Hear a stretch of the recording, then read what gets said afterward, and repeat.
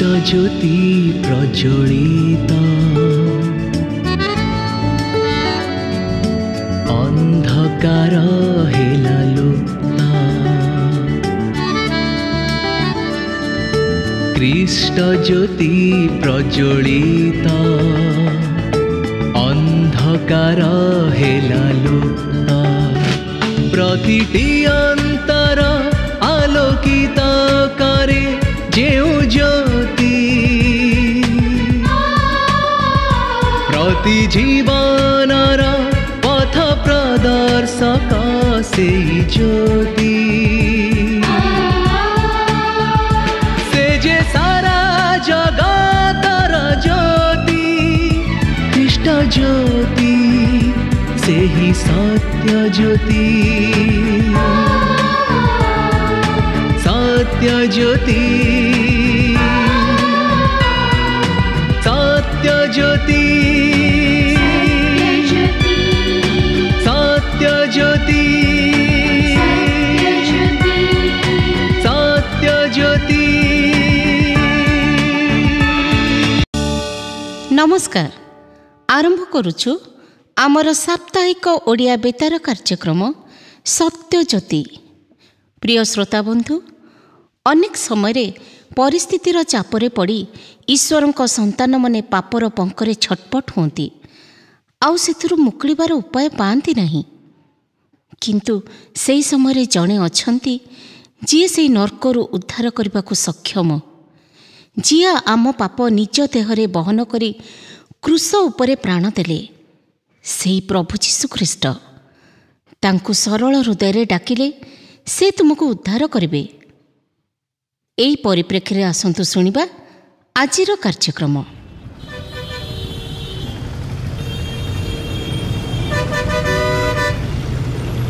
अरे ये तो अजय ना कौन? हाँ तो अजय अजय एठी अजय अजय हाँ मो आड़ अनिछि निश्चय अजय। याडा अरे याडा आलोक हाँ हाँ मु एटिका आलोक अजय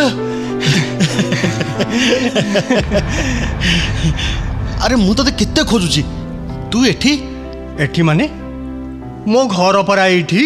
अरे कोठी आसुनु आ देखिबा एई पाखरे मो। अरे मु गोटे काम रे जाउथली। ठीक अछि परे गले चलिबो। चल चल तो घर को आगे जीबी। हाँ चल। रेबिका ए मोर पिलादिनर सांग अजय। नमस्कार। नमस्कार भाउज। मु चा नहीं आछि। अरे खाली चाहा कौन रुह मु एई पाखरु गरम गरम कौन नहीं आसे। मो सांग एते दिन पर आसी टी। अरे नाई नाई रे भाई से सब किछि दरकार नी। तू नाही कले कौन मु सुनिबी। तू रिबिका सहित कथा होता मु एई गल्ली आ आसिली। पिला दिने जेमिति थिला सेमिति अछि। जहा कहिबो सांगे सांग करिवो। बुझिलो भाउज 10 वर्ष पर देखा हला। या मझिरे केबे देखाई नथिला। सांग को भूली जाइतिले बोधे नहीं। नाई नाई भाउज जम्मा भूली नथिली।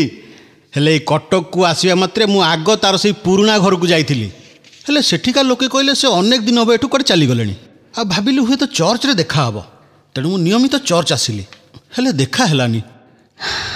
से चर्च जानती कौन कहूच भाउज चर्च जाएनी काहे की? आज किंतु से संपूर्ण बदली जाइछंती। प्रभु को पाखरु दूरे जाइछंती। खाली सेतिक नुहे अजय बाबू आपण तांकर अंतरंग बंधु बोली कहूची। हाँ आमे दुहे बहुत क्लोज थिलु। आपण किंतु तांको कहबेनी।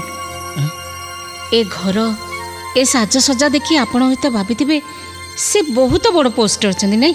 हाँ ए घर को देखी जे नहीं से कहबो ना से तांको ऑफिस रे जने साधारण क्लर्क। ता माने? हाँ ऑफिस रो लोकमान को सहित समान ही असत उपरे टंका रोजगार करछंती। बेले बेले मद भी घर को आछंती। कौन कहूच भाउज सी एते बदली जाइछि? ठीक अछि सी आसू मु ता संगे आज कथा भी भाउज। हाँ आपण बंधु हिसाब से ताको टिके बुझे दियंतु। मते भय लागुछि जो अन्याय दुर्नीति करी से टंका रोजगार करचंती जदि केते बेले धरा पड़ी जांती समाज रे हम मुंह देखै परिबानी। आपण जमा व्यस्त हुंतुनी भाउज, धैर्य धरंतु। मु ता पई प्रार्थना करिवि, प्रभु सब ठीक कर देबे। हे सी आसिलेनी, मु कहतुली बोली किछि कहबेनी।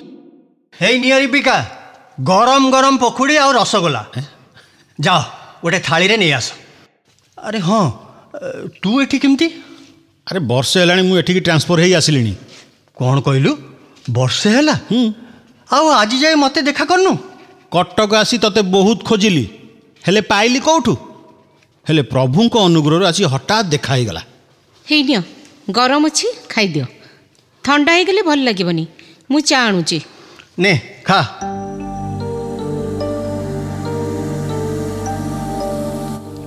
तू कौन करूछु? मु गोटे मिशनरी संस्था काम करुछि, बारीपदार तार मेन ऑफिस। हेले कटक रे वर्षे हबो तार ब्रांच खोली छी आ मु एठिका दायित्व रे अछि। मते भूली जाइथिलु नहीं? नाई नाई मु भूली नथिली रे भाई, सेइति पई तो पुराना घरे तो देखा न पाई चर्च रे तो संगे देखा बोली प्रति रविवार चर्च आसी तते बहुत खोजिली। हाँ तू कुआडे चर्च जाउनु? ना तते किए कहला? रेबिका से जे को किंतु कौन हला तोर? दिन थिला तू संडे स्कूल रे हम समस्त को आगे थिलु, प्रभुंको विषय एते उद्योगी थिलु, हेले आज तू? रेबिका ताहले तते सब कथा कहिछि। ए कथा भी कहिथिबो मु जणे दुर्नीतिग्रस्त लोक, जुआ खेले, मद खाए। अरे भाउज कहीं कहबे? एई तो तू निज मुहरे स्वीकार करुछु। कौन है तोर आलोक? तोर एते परिवर्तन हैला केमती? समय सब किछि बदलाय दिए सांग, छाड़ से कथा। समय बदलाए नहीं आलोक, मनीष निजे बदले जाए जे ईश्वर ठारू दूरे जाए। अच्छा मते कह तोर ए परिवर्तन कौथि पई? किए तो मन विष पुरेला? सत्य ईश्वर को जानी मध्य तू आज तांको पाखरु दूरे जाउछु काहेकि आलोक? काहेकि? मु तते कहि परिबिनी अजय, मु तते कहि परिबिनी, तू मते बाध्य करना। ना तते कहिबाकू पड़िबो आलोक।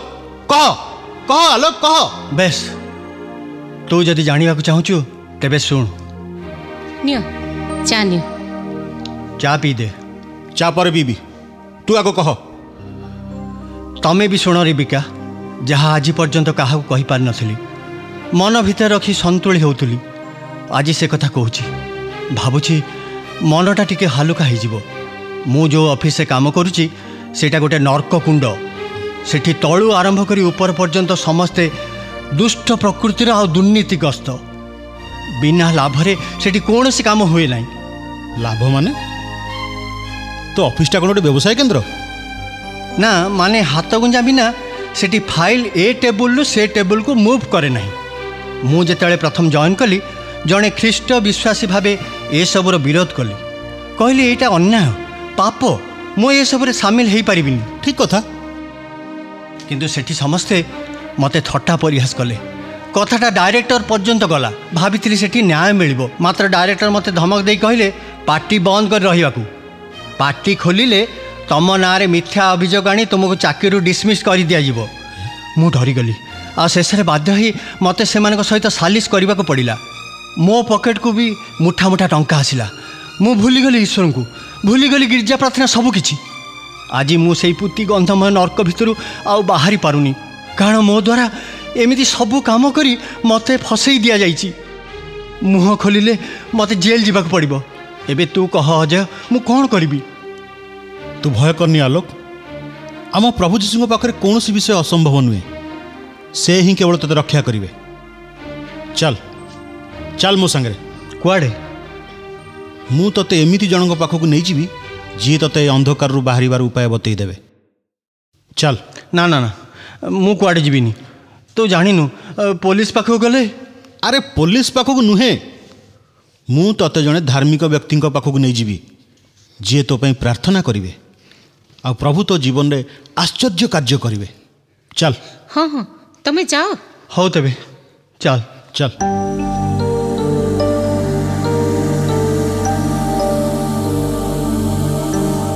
सार सुनिले तो सब कथा? मते कहतु मु कौन करी। तम ना आलोक ना?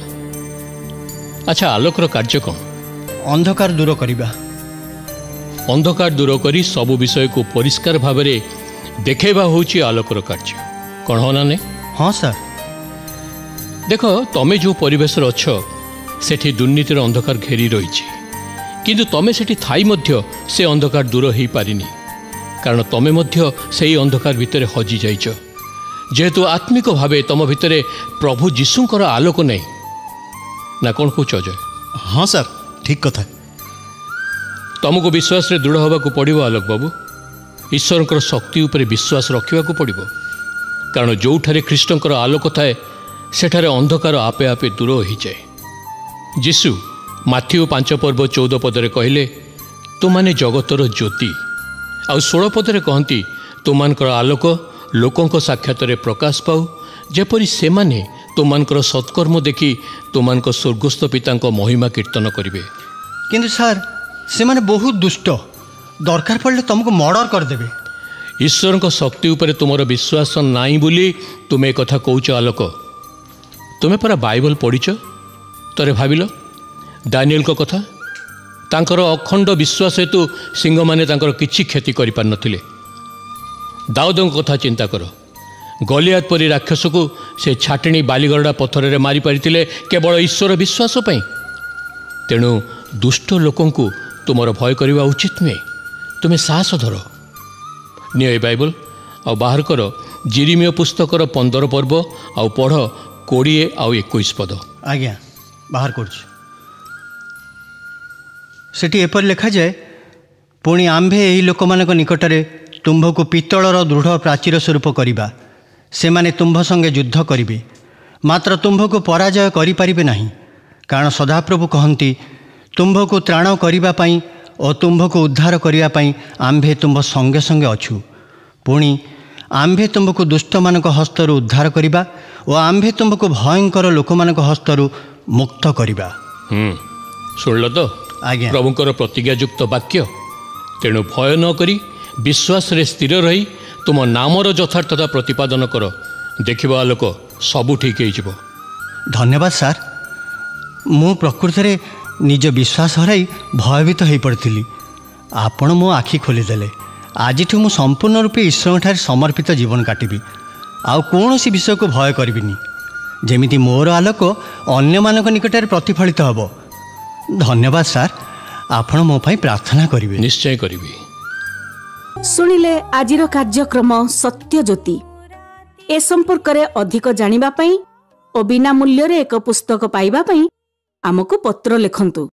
एवं जदि आपणकर किछि प्रश्न थाए तेबे आमको ए ठिकाना रे जोगाजोग करंतु बा फोन जोगे संपर्क करंतु। आम ठिकाना हैला सत्य ज्योति, पोस्ट बॉक्स नंबर 8-9, कटक 753001।